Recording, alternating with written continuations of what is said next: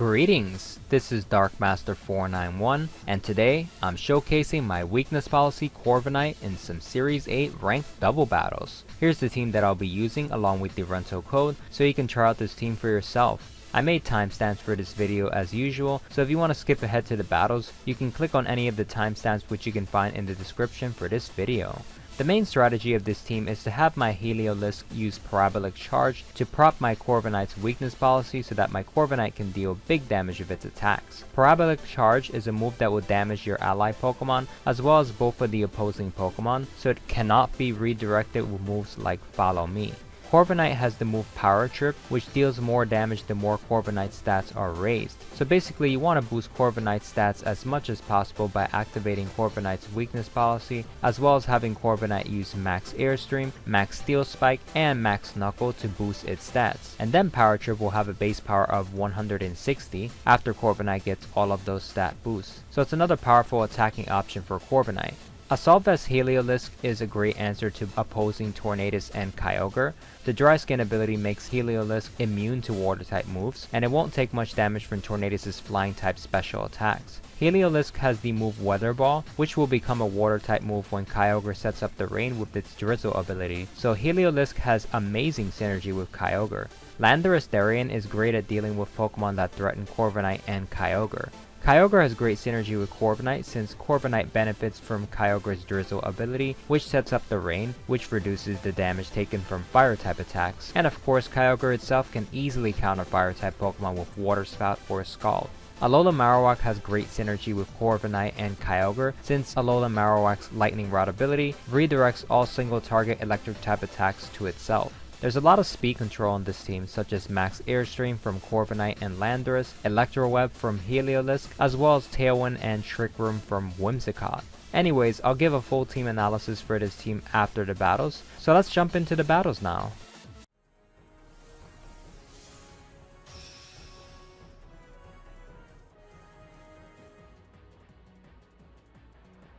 So here's the first battle.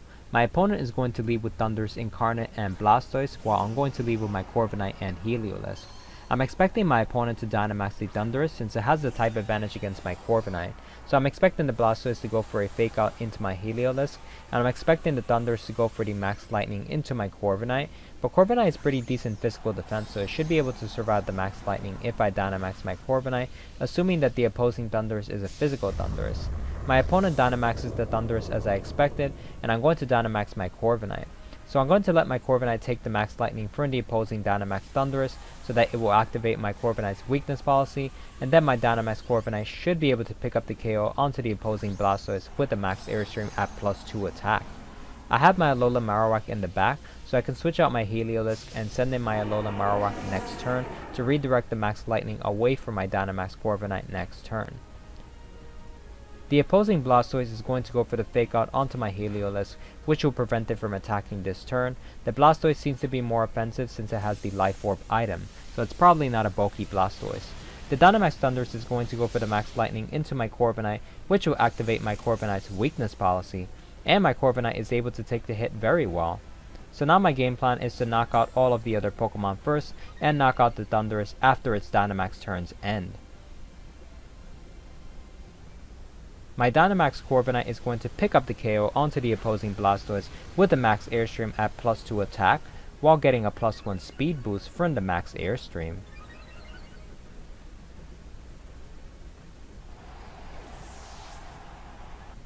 My opponent is going to send in Volcarona, which my Corviknight can easily pick up the KO with Max Airstream, but I'm going to have to switch out my Heliolisk and send in my Alolan Marowak to redirect the Max Lightning away from my Corviknight. The Dynamax Thundurus goes for the Max Lightning as I expected, which gets redirected to my Alolan Marowak thanks to its Lightning Rod ability. So now I can keep up the pressure with my Corviknight and have it go for another Max Airstream so that it will outspeed the Thundurus next turn. Max Airstream will easily pick up the KO onto the Volcarona, and now my opponent only has 2 Pokemon left. My Corviknight and Alolan Marowak will get a +1 speed boost from the Max Airstream, which will be very helpful against the Thundurus. My opponent's last Pokemon is Calyrex-Ice, which my Dynamax Corviknight should easily pick up the KO with a Max Steel Spike at +2 attack. My Corviknight is at +2 speed now, so it'll be able to outspeed the opposing Thundurus. I'm going to have my Alolan Marowak use Protect since I know that my opponent wants to target down my Alolan Marowak, since my Marowak is preventing the Thundurus from using electric type attacks onto my Corviknight. Max Steel Spike will pick up the KO onto the Calyrex-Ice, and the Corviknight and Alolan Marowak will get a +1 defense boost from Max Steel Spike, which will reduce the damage that they take from Thundurus' physical attacks. Thundurus is going to target my Alolan Marowak as I expected, and it's going to go for the Max Darkness, which won't do much damage to my Alolan Marowak since it protected, and it has a +1 defense boost. But this interaction with Mirror Armor and Defiant is really interesting. Corviknight's ability Mirror Armor is going to bounce back the special defense stat drop onto the Thundurus, and that's going to activate the Thundurus' Defiant ability, giving it a +2 boost to its attack. So now the Dynamax turns end for my Corviknight and the opposing Thundurus. And now my Corviknight will pick up the KO onto the opposing Thundurus with Power Trip, which is going to deal massive damage thanks to the boost that my Corviknight got from the Weakness Policy, as well as the boost from Max Airstream and Max Steel Spike, which further increased the damage output from Power Trip.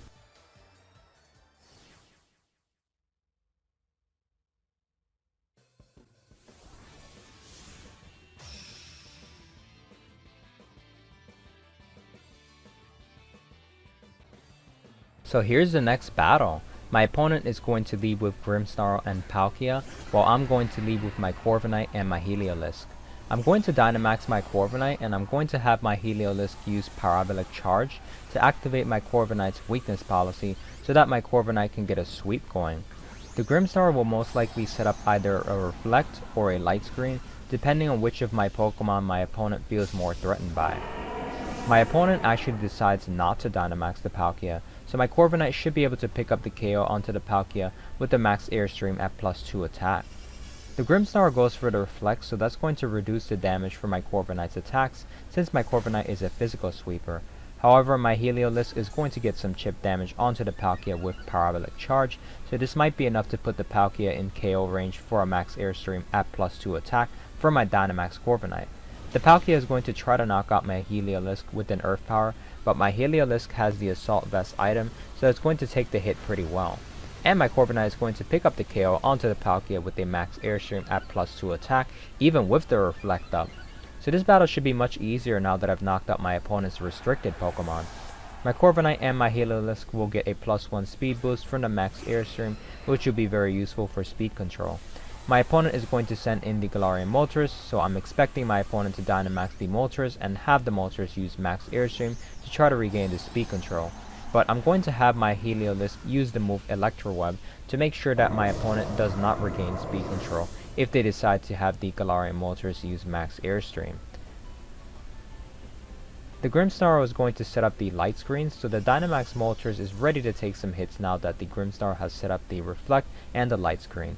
I'm going to have my Heliolisk use Electro Web to get some chip damage onto the Dynamax Galarian Moltres and to make sure that I maintain speed control for my Pokemon. Now the Galarian Moltres is at -1 speed, so if it goes for the Max Airstream, that's just going to bring its speed back to neutral. And I'm going to have my Dynamax Corviknight knock out the Grimmsnarl with a Max Steel Spike at +2 attack, and my Dynamax Corviknight and my Heliolisk will get a +1 boost to their physical defense from the Max Steel Spike. The Dynamax Galarian Moltres is going to pick up the KO onto my Heliolisk with Max Darkness. However, Max Darkness will activate my Corviknight's ability Mirror Armor, which will bounce back the special defense drop to the Galarian Moltres, which will allow my Kyogre to get more damage onto the Galarian Moltres with Water Spouts. Now I'm going to send in my Kyogre, so my Kyogre can get big damage with Water Spouts in the rain. And my opponent is going to send in Ferrothorn.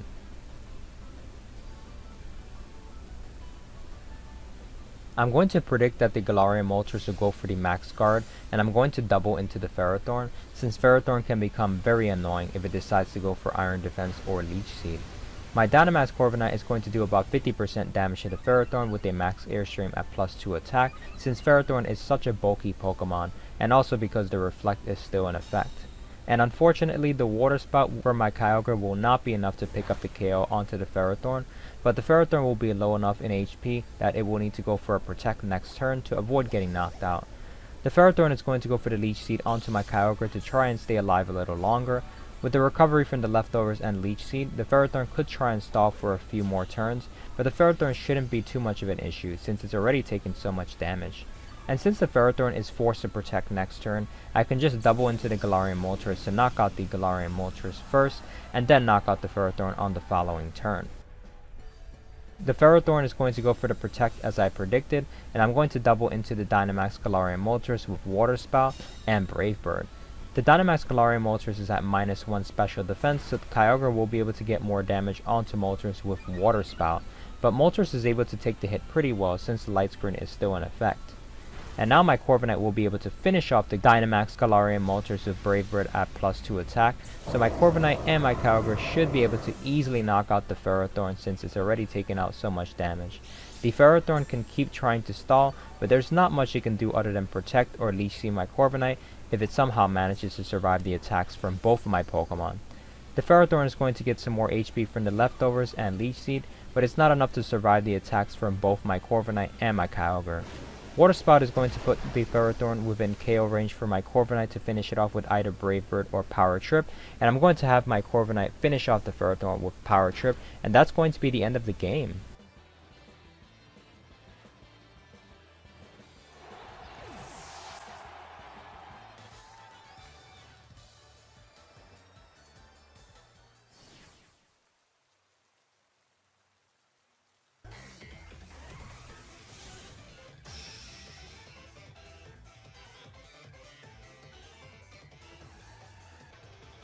Alright, so we got another battle here, and my opponent is going to lead with Whimsicott and Rillaboom, while I'm going to lead with my Corviknight and my Heliolisk as usual. Rillaboom's Grassy Surge ability is going to increase the power of grass type attacks, and it also has the Grassy Glide attack, which will be a problem for my Kyogre, which I have in the back. So I'm going to Dynamax my Corviknight, and I'm going to have my Corviknight go for the Max Airstream into the Rillaboom slot.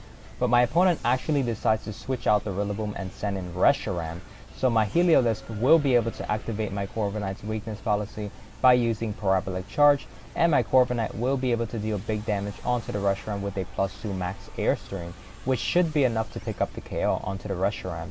So I'm going to Dynamax my Corviknight right away as usual, and let's see if we can get a Corviknight sweep going. As I mentioned in the last battle, once you knock out your opponent's restricted Pokemon, the game becomes much easier, especially if you still have your restricted Pokemon. The Whimsicott is going to set up a Tailwind, but that's not going to matter too much since my Dynamax Corviknight can use Max Airstream to regain speed control. And now, it is time to activate my Corviknight's Weakness Policy. Parabolic Charge is also pretty useful at breaking potential Focus Sashes if either of the opposing Pokemon happen to have the Focus Sash item. So that makes it much easier for Corviknight to pick up the KO onto the opposing Pokemon. And my Corviknight is able to pick up the KO onto the Reshiram with a Max Airstream at +2 attack. So my opponent just basically gave up their Reshiram for free. And both of my Pokemon are going to get a +1 speed boost from the Max Airstream. And now I should be able to easily win the game at this point since my opponent has Rillaboom and Landorus-Therian in the back, and neither of those Pokemon can beat my Dynamax Corviknight. So it's pretty much good game already. My opponent is going to send in Landorus-Therian, but the Landorus is going to intimidate itself since my Corviknight has the Mirror Armor ability. And my opponent is going to forfeit the battle since they realize that there's nothing they can do to beat my Dynamax Corviknight.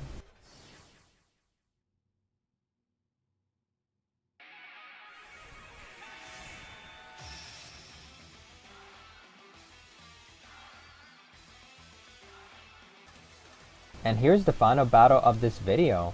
My opponent is going to lead with Dialga and Suicune, while I'm going to lead with my Corviknight and my Heliolisk. So I'm thinking that my opponent could either have the Suicune set up a Tailwind, or have the Dialga set up the Trick Room. I can have my Corviknight regain speed control later on with Max Airstream, so I'm going to Dynamax my Corviknight, and I'm going to have my Corviknight target the Dialga with Max Knuckle. As usual, I'm going to have my Heliolisk proc my Corviknight's Weakness Policy by using Parabolic Charge. The Suicune can't really do much to my Heliolisk since my Heliolisk has the Dry Skin ability, and it has the Assault Vest item. So I can worry about the Suicune later on since Dialga is the bigger threat right now. Now that the Weakness Policy has been activated, I should be able to get a sweep going with my Corviknight. The Dialga is going to try to knock out my Heliolisk with an Earth Power, but my Heliolisk is able to survive the attack thanks to its Assault Vest item. And that's an Earth Power coming from a Life Orb Dialga, so you can see that Assault Vest is really putting in work there. The Suicune is going to set up the Tailwind, but my Corviknight can regain speed control with Max Airstream, and the Tailwind is only a temporary form of speed control, so it's not that big of a deal. My Dynamax Corviknight is going to pick up the KO onto the Dialga with a Max Knuckle at +2 attack with a critical hit. Dialga is pretty bulky, and Dialga is normally able to survive +2 Max Knuckle from Dynamax Corviknight. However, in this case, the critical hit didn't matter too much since the Dialga already took some Life Orb recoil damage, as well as some chip damage from Parabolic Charge. My opponent is going to send in Landorus-Therian, which is going to intimidate itself because it looked in the mirror and realized how ugly it looks. I'm thinking that the Landorus-Therian could either Dynamax or use Fly to waste one of my Corviknight's Dynamax turns, but I'm still going to target the Landorus-Therian since the Suicune can't really do too much other than try to burn my Corviknight with Scald. My opponent is going to protect the Landorus to try to stall out my Corviknight's Dynamax turns. The Suicune is going to try to burn my Dynamax Corviknight with Scald, but thankfully it does not get burned from Scald. I'm going to have my Heliolisk use Electro Web to get some damage onto the Suicune and also to drop Suicune's speed, and that's basically the strategy you want to use in this kind of situation where your opponent has set up a Tailwind.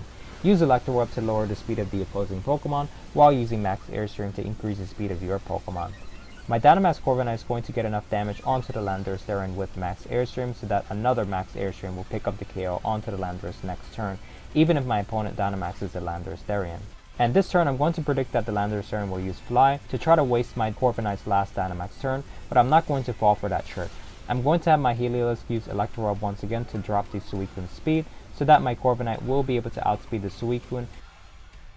And I'm going to have my Dynamax Corviknight target the Suicune instead of the Landorus-Therian with Max Airstream so that my Pokemon will be guaranteed to get the speed boost from the Max Airstream.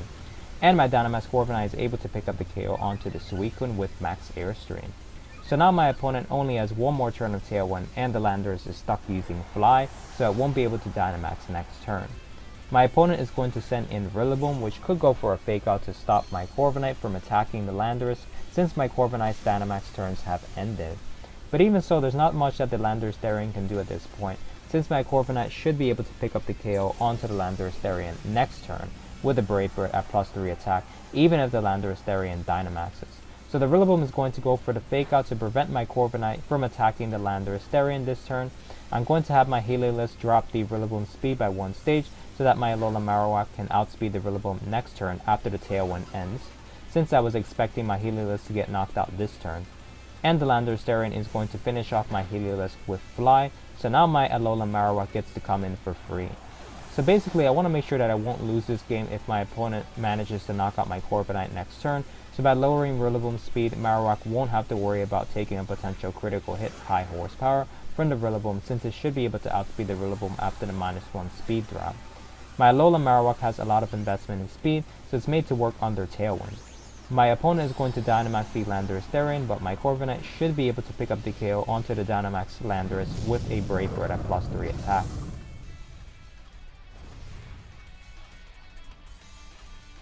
The Rillaboom is going to protect, but that's not going to do anything for my opponent. And my Corviknight is able to pick up the KO onto the Dynamax Landorus with a Brave Bird at +3 attack, as I expected. And it's pretty much good game at this point, since the Rillaboom cannot knock out both my Corviknight and my Alolan Marowak. My Alolan Marowak was going to Filler Abyss the Rillaboom, but the Rillaboom protected so it won't take any damage this turn, but either of my Pokemon can easily knock out the Rillaboom next turn. And my opponent is going to forfeit the game.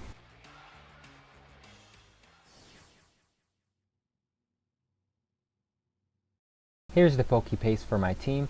I also put the link to the Pokepaste in the description for this video. Now I'm going to give you guys a full team summary and analysis of this team. With this team, you'll want to have Heliolisk use Parabolic Charge to activate Corviknight's Weakness Policy, so that Corviknight will be at +2 attack and can deal big damage with its attacks. Kyogre and Alolan Marowak are very important on this team since they provide the support that Corviknight needs to stay on the field for as long as possible. Kyogre's Drizzle reduces the damage output of Fire-type moves, while Alolan Marowak will redirect all single-target Electric-type attacks to itself. So this makes it very difficult for the opposing Pokemon to knock out Corviknight while it is Dynamaxed. Landorus-Therian is another great Dynamax option for this team. Landorus-Therian can use Max Quake to knock out Fire and Electric-type Pokemon that threaten Corviknight, and it can use Max Airstream to knock out Grass-type Pokemon that threaten Kyogre.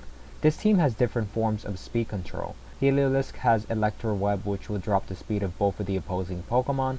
Whimsicott has Tailwind to increase the speed of your Pokemon, and it also has Trick Room for matchups against opposing Tailwind teams with faster Pokemon. And you can also Dynamax Corviknight or Landorus-Therian and have them use Max Airstream to increase the speed of both of your Pokemon that are on the field. Now I'm going to talk about leads and the strategies for each lead. The first lead that I'm going to talk about is the Corviknight and Heliolisk lead. When leading with Corviknight and Heliolisk, you should Dynamax Corviknight right away. You should have Heliolisk use Parabolic Charge to activate Corviknight's Weakness Policy so that Dynamax Corviknight can pick up KOs as quickly as possible. If the opposing Pokemon are faster, then you should have Corviknight use Max Airstream to increase the speed of your Pokemon, while Heliolisk uses Electro Web to decrease the speed of the opposing Pokemon. One problem with this lead is opposing Pokemon that have Fake Out can stop Heliolisk from using Parabolic Charge. There's not much that can be done in that situation, but sometimes your opponent might activate Corviknight's Weakness Policy with a super effective Electric or Fire type move. If you're confident that Corviknight can survive the super effective hit, you can Dynamax Corviknight and let your opponent activate the Weakness Policy for you and start picking up KOs as quickly as possible. Make sure that you switch out Heliolisk and send in Kyogre if your opponent has any Fire type Pokemon on the field, or send in Alolan Marowak if your opponent has any Electric type Pokemon on the field. It's very important to give Corviknight the support it needs to stay on the field for as long as possible while picking up KOs as quickly as possible. The next lead that I'm going to talk about is the Heliolisk and Kyogre lead. When leading with Heliolisk and Kyogre, you should have Heliolisk use Electro Web to drop the speed of any Pokemon that outspeed Kyogre. If there are any Pokemon that outspeed both Heliolisk and Kyogre, you should have Kyogre use Protect, while Heliolisk uses Electro Web to drop the speed of those Pokemon. And on the next turn, if necessary, have Heliolisk go for another Electro Web to further reduce the speed of the opposing Pokemon, and then Kyogre can outspeed those Pokemon and knock them out with Water Spout. The idea is to maintain speed control so that Kyogre is able to outspeed the opposing Pokemon and can quickly knock out the opposing Pokemon with Water Spout. The next lead that I'm going to talk about is the Landorus-Therian and Kyogre lead. This lead involves a similar strategy as the Heliolisk and Kyogre lead. The only difference is that you should Dynamax Landorus-Therian and have it use Max Airstream to maintain speed control. You can have Kyogre use Protect if necessary, while Landorus uses Max Airstream to boost the speed of both Landorus-Therian and Kyogre. After Kyogre gets to +1 speed, it will outspeed most of the Pokemon in the metagame.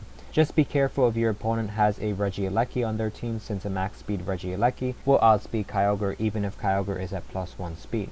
The next lead that I'm going to talk about is the Kyogre and Whimsicott lead. When leading with Kyogre and Whimsicott, you should have Whimsicott set up the Tailwind so that Kyogre will be able to outspeed any Pokemon that would normally outspeed it. If your opponent also has a Tailwind team, but with Pokemon that are faster than Kyogre, then you should have Kyogre use Protect and have Whimsicott set up the Trick Room. Your opponent will be at a huge disadvantage if they set up the Tailwind while you set up the Trick Room. And on the next turn, you can have Whimsicott use Helping Hand to boost the power of Kyogre's Water Spouts, and it will be very difficult for your opponent to stop Kyogre from sweeping their team under Trick Room in this situation. If you're planning on setting up the Trick Room, you should bring Alolan Marowak, since Alolan Marowak does pretty well under Trick Room. Also, be careful if your opponent has a Rillaboom on their team, since Rillaboom threatens Kyogre with the move Grassy Glide. You should not lead with Kyogre and Whimsicott if your opponent has a Rillaboom on their team. The final lead that I'm going to talk about is the Alolan Marowak and Whimsicott lead. With this lead, you can have Whimsicott set up the Tailwind or Trick Room depending on which form of speed control works better for Alolan Marowak, and that depends on how fast the opposing Pokemon are. Alolan Marowak has enough speed to outspeed Landorus-Therian after you set up a Tailwind. So if the opposing Pokemon are faster than Landorus-Therian, then you should have Whimsicott set up the Trick Room. But if the opposing Pokemon have the same base speed as Landorus-Therian, or if they are slower than Landorus-Therian, then you should have Whimsicott set up the Tailwind for Alolan Marowak so that Alolan Marowak can outspeed those Pokemon. You should have Whimsicott set up the Tailwind in most situations, since his team is designed to work best under Tailwind. And Heliolisk, Kyogre, and Landorus-Therian are all at max speed. Now I'm going to talk about each individual Pokemon, as well as their held items, EV spreads, and moves. First, let's talk about Corviknight. Corviknight is the star of the show, and the goal is to proc Corviknight's Weakness Policy and sweep your opponent's team with Corviknight. Corviknight is a flying and steel type Pokemon, so it'll need to take super effective damage from a fire or electric type attack in order for the Weakness Policy to get activated. Corviknight has the ability Mirror Armor, which bounces back the stat lowering effects that Corviknight receives. So basically, Corviknight is immune to Intimidate, since it bounces back Intimidates and other stat lowering effects from attacks, abilities, and Dynamax moves. As for the EV spread, 196 EVs in speed allows Corviknight to outspeed Pokemon that have base 100 speed after one speed boost from max Airstream. The 252 EVs in attack along with the adamant nature allows Corviknight to have maximum damage output with its physical attacks, and the remaining 60 EVs go into HP to give Corviknight some bulk. As for Corviknight's moves, Brave Bird is Corviknight's strongest attack. When you Dynamax Corviknight, Brave Bird becomes Max Airstream, and Max Airstream is very important for maintaining speed control. You'll want to have Corviknight use Max Airstream to allow Corviknight to outspeed Pokemon that are faster than it. When you Dynamax Corviknight, Iron Head becomes Max Steel Spike, which has excellent synergy with the move Body Press. If you are not able to activate Corviknight's weakness policy, another option is to Dynamax Corviknight and have it use Max Steel Spike 3 times to maximize the damage output of Body Press after Corviknight's Dynamax turns end. When you Dynamax Corviknight, Body Press becomes Max Knuckle, which will increase the damage output of Corviknight's physical attacks.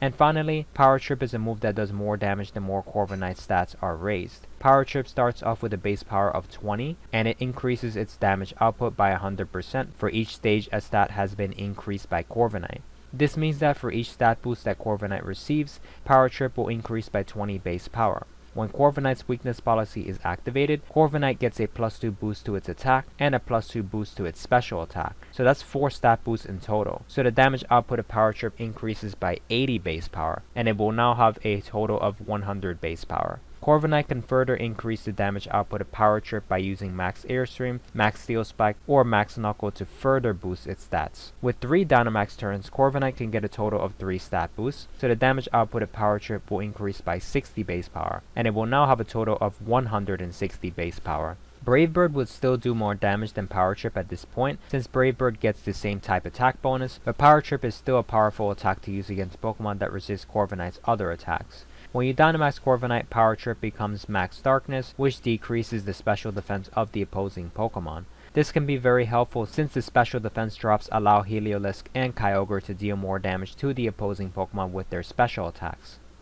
Now let's talk about Heliolisk. Most of the time you'll be using Heliolisk to proc Corviknight's weakness policy by using Parabolic Charge, but Heliolisk is another great Dynamax option. The Assault Vest allows Heliolisk to survive more hits from special attacks, and Heliolisk is a great answer to Tornadus and Kyogre. Heliolisk is immune to water type attacks thanks to its dry skin ability, so Kyogre is forced to use Ice Beam to deal damage to Heliolisk, and Heliolisk won't take much damage from Tornadus' flying type special attacks. The dry skin ability will allow Heliolisk to recover a bit of HP every turn while the rain weather is in effect. However, you'll want to be careful if your opponent sets up the sun by switching into Torkoal or Groudon, since the dry skin ability will decrease Heliolisk's HP each turn that the sun weather is in effect. Also, Heliolisk takes more damage from fire type attacks because it has the dry skin ability. The EV spread is very simple. This is a max speed and max special attack Heliolisk with a timid nature, and the remaining 4 EVs in HP give it 1 point in HP.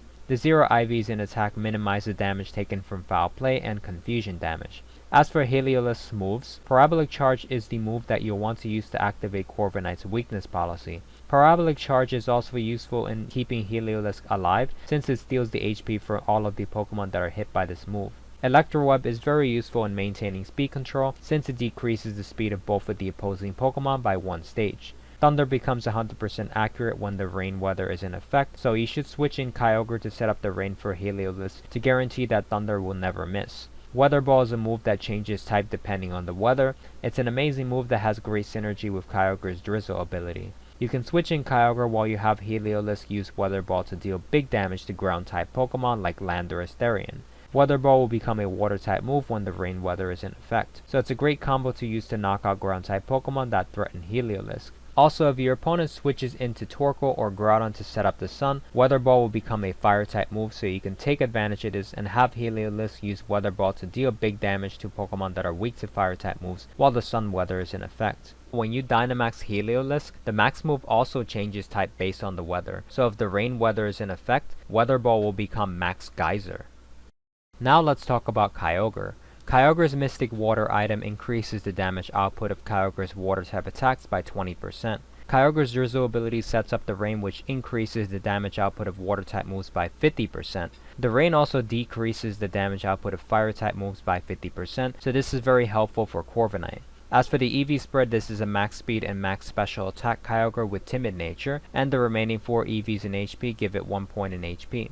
The Kyogre in my rental team does not have 0 IVs in attack, since I didn't have time to get a Kyogre with 0 IVs in attack, but it should have 0 IVs in attack to minimize the damage output from foul play and confusion damage. As for Kyogre's moves, Protect is important for Kyogre to be able to avoid taking damage while you set up or counter attack with one of your other Pokemon.